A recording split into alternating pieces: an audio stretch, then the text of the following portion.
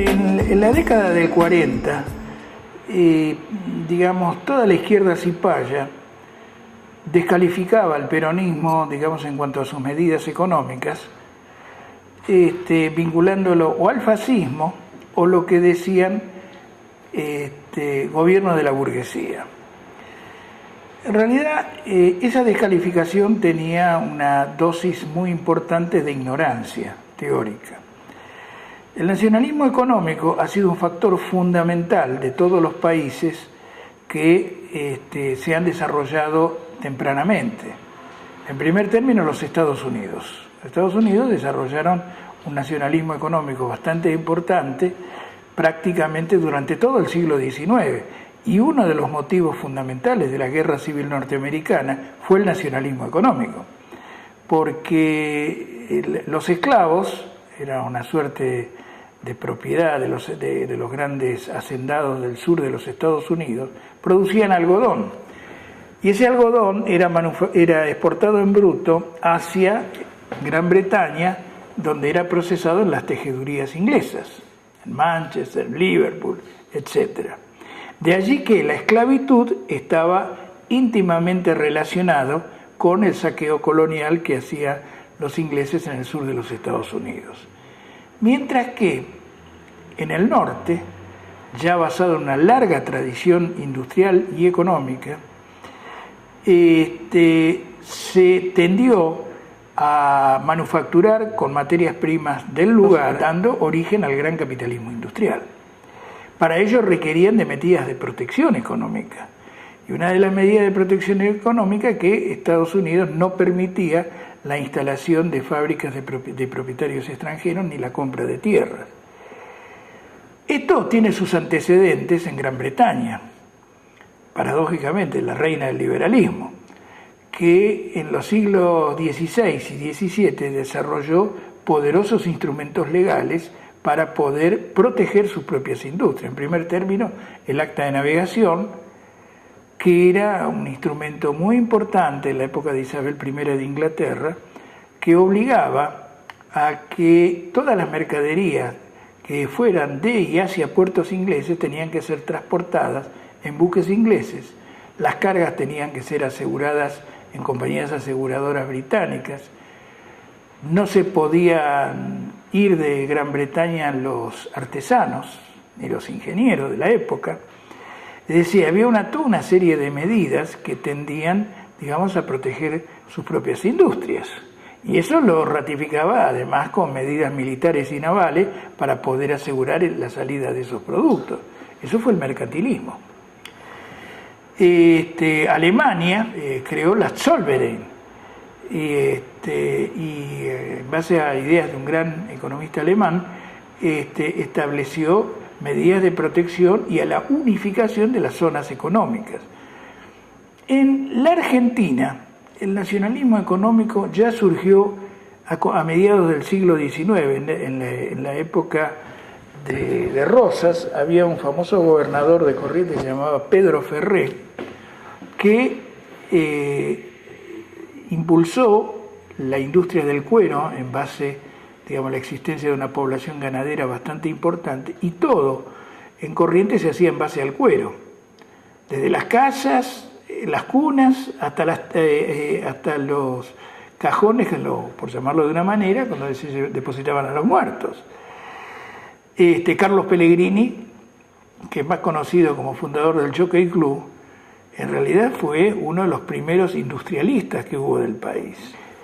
Durante el siglo XIX, el intento más avanzado de protección de la industria argentina fue la Ley de Aduanas, que hizo Juan Manuel de Rosas en 1835, que permitió hasta 1852 el florecimiento de muchas industrias, simplemente a través de un medio muy común para la época, que era establecer un ordenamiento tarifario superior sobre las mercancías importadas que competían con las mercancías que eran producidas dentro del territorio argentino. Irigoyen intentó, durante la Primera Guerra Mundial, establecer limitaciones a las importaciones de origen británico y norteamericano, y hubo una protección, digamos, de la industria argentina. Pero sin lugar a dudas, el nacionalismo económico tuvo su mayor énfasis en el nacionalismo militar, en los sectores industrialistas de las Fuerzas Armadas. En 1922, la creación de yacimientos petrolíferos fiscales con el entonces coronel Enrique Mosconi, que fue el primero que vio con una gran lucidez la necesidad de que el Estado Nacional no pudiera quedar sometido a las decisiones unilaterales de empresas extranjeras como la Standard Oil en cuanto a la producción y sobre todo obtención de suministros. En aquel entonces era para el combustible de aviación. Y influyó en primero la presidencia de Irigoyen y luego la presidencia de Alvear para crear yacimientos petrolíferos fiscales. Por supuesto que uno podría decir, bueno, YPF también era del interés de los ingleses ante el avance de las industrias norteamericanas del automóvil.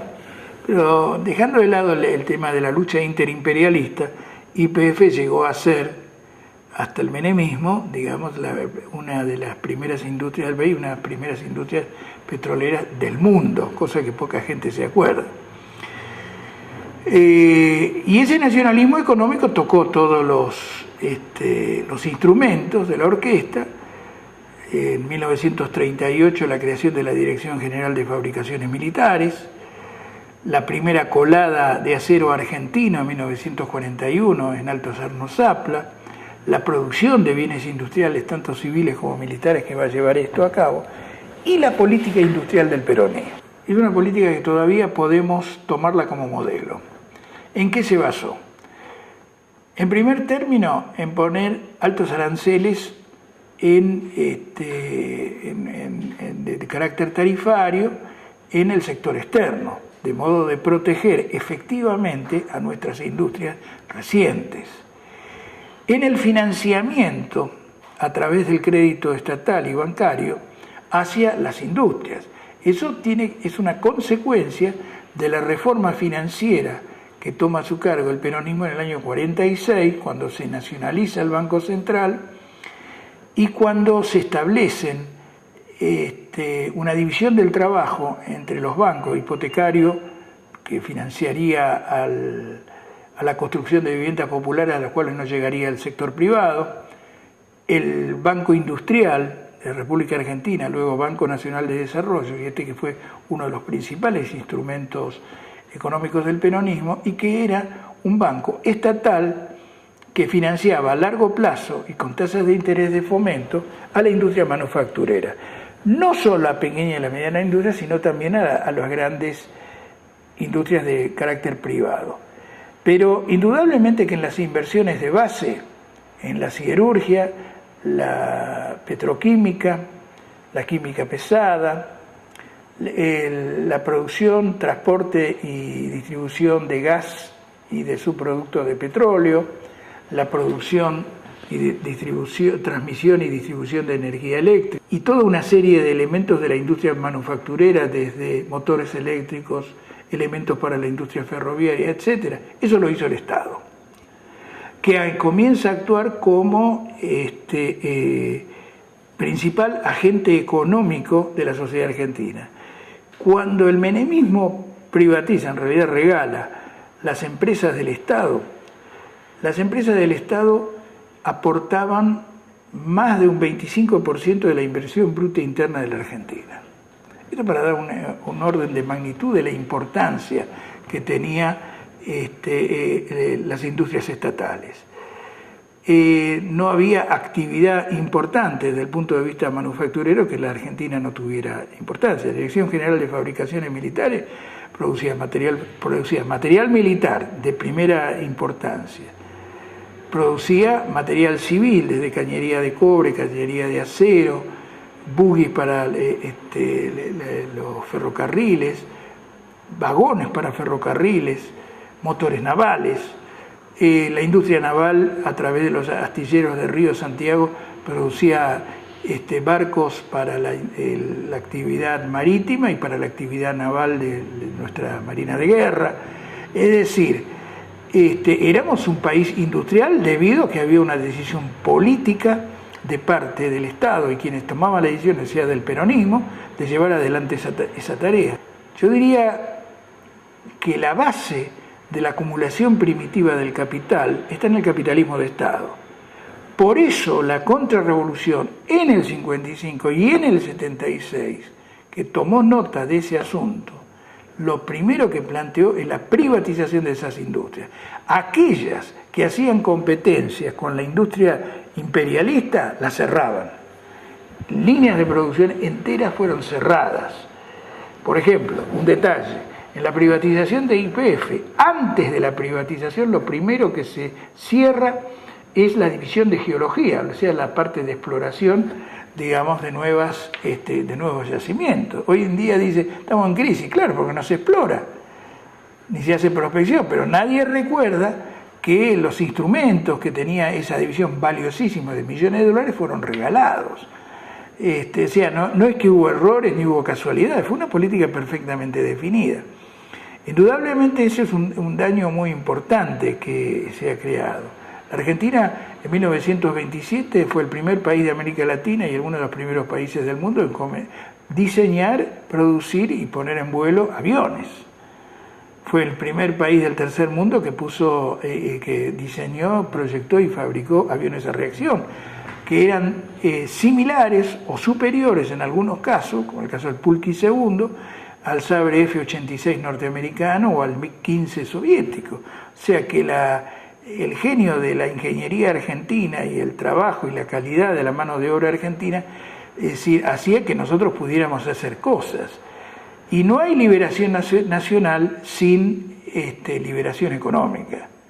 Cuando se habla de la independencia económica está también ligado a eso. Y estos aspectos elementales forman parte del nacionalismo económico. Todos los recursos naturales son un aspecto fundamental de este asunto. El artículo 40 de la Constitución de 1949, que fue diseñado por el doctor Arturo Sampay, es un elemento legal importantísimo en esta cuestión. Por un lado, establece que los servicios públicos en forma total solamente pueden ser llevados a cabo por el Estado y sin periodo de tiempo a determinar. Y por el otro lado, la propiedad de ese subsuelo, de las cascadas, de los ríos, de los lagos, de los mares, pertenece en forma imprescriptible e inalienable al Estado argentino. Entonces allí se plantea a quién pertenece y qué es lo que puede hacerse con esos recursos. Hoy en día se está saqueando el petróleo, la minería metalífera y no metalífera. Hay que tener en cuenta que estos recursos son recursos que tienen una vida útil predeterminada.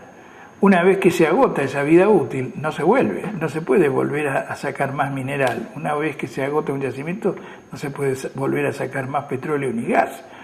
Entonces, durante ese periodo, o lo hacemos los argentinos, o lo hace el capital imperialista. No hay términos medios, porque hay una cuestión de economía de escala que la suma de muchos talleres no hace un gasoducto. Esa es una cuestión elemental. Y de esto se ha olvidado. El nacionalismo económico tiene un aspecto fundamental. Los ingleses están dispuestos a defender a los cañonazos la extracción de petróleo y gas en la plataforma malvinera, siguiendo una tradición pirateril, etcétera, que ya sabemos. Pero si los argentinos no somos capaces, digamos, de recuperar la soberanía en Malvinas, vamos a tener que mirar absortos y en forma muda qué es lo que hacen. Lo mismo podemos hablar, digamos, de la actividad metalífera en la cordillera de los Andes. Entonces tenemos que saber de que hay que dejar de lado, tirar abajo todas las herramientas legales que facultan al capital imperialista para saquear nuestros propios recursos. Eso también es nacionalismo.